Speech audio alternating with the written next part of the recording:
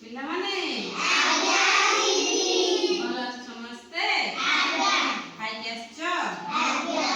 ଆଚ୍ଛା ପିଲାମାନେ ଦେଖିନି ତମେ ସମସ୍ତେ ମିଶିକି କହିଲ ତମ ଗ୍ରାମର ନାମ କଣ? କଷ୍ଟିପାଳ ନୁହେଁ?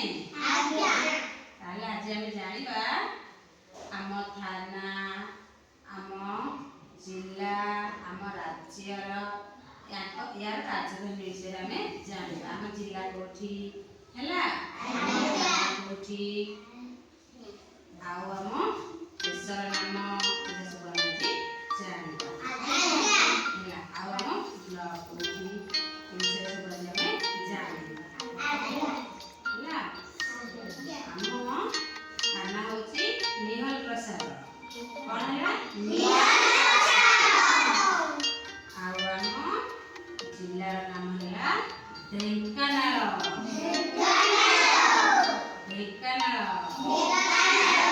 ସମସ୍ତେ ଆଉ ଆମ ଥାନା,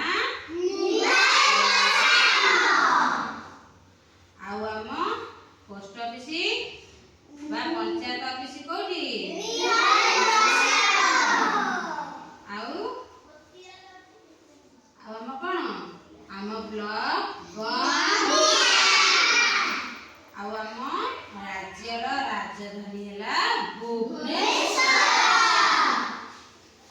ଆଉ ଆମ ଦେଶର ନାମ ଭାରତ।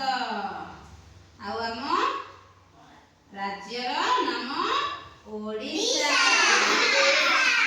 ଓଡ଼ିଶା ନୁହେଁ? ସମସ୍ତେ ନହେଲେ ବି ଜଣେ ଜଣେ ତାହେଲେ ଜାଣିଛ ନୁହେଁ?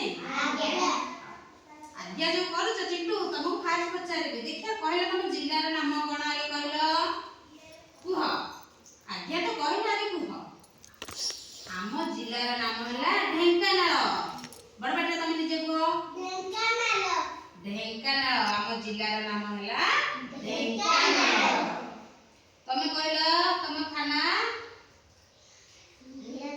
ବଡ ପାଟିରେ କୁହ। ନିହଳ ପ୍ରସାଦ।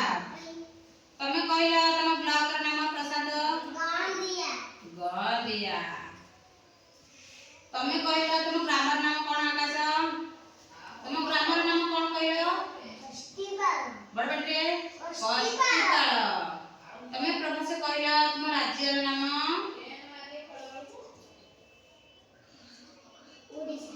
ବଡ ପାଟିରେ ଓଡ଼ିଶା। ତମେ କହିଲ ତମ ଥାନା? ନିହଳ ପ୍ରସାଦ। ତମେ କହିଲ ତମ ପଞ୍ଚାୟତ ଅଫିସ? ନିହଳ ପ୍ରସାଦ। ସମସ୍ତେ ଆଉ କାହାକୁ ପଚାରିନି?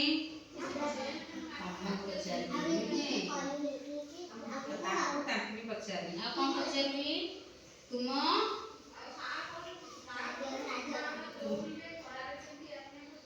ରାଜ୍ୟର ରାଜଧାନୀ କଣ? ଭୁବନେଶ୍ୱର। ଆଉ ତମେ କହିଲ ତୁମ ପୋଷ୍ଟ ଅଫିସ? ନିହଳ ପ୍ରସାଦ। ତମେ କହିଲ ତୁମ ଥାନା? ତମ ରାଜ୍ୟ?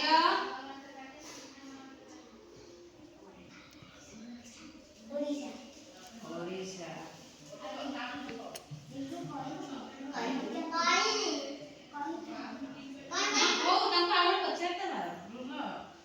ଆଚ୍ଛା ଦେଖି ତମେ ରିଡି କହିଲ ତୁମ ବ୍ଲକ କୋଉଠି?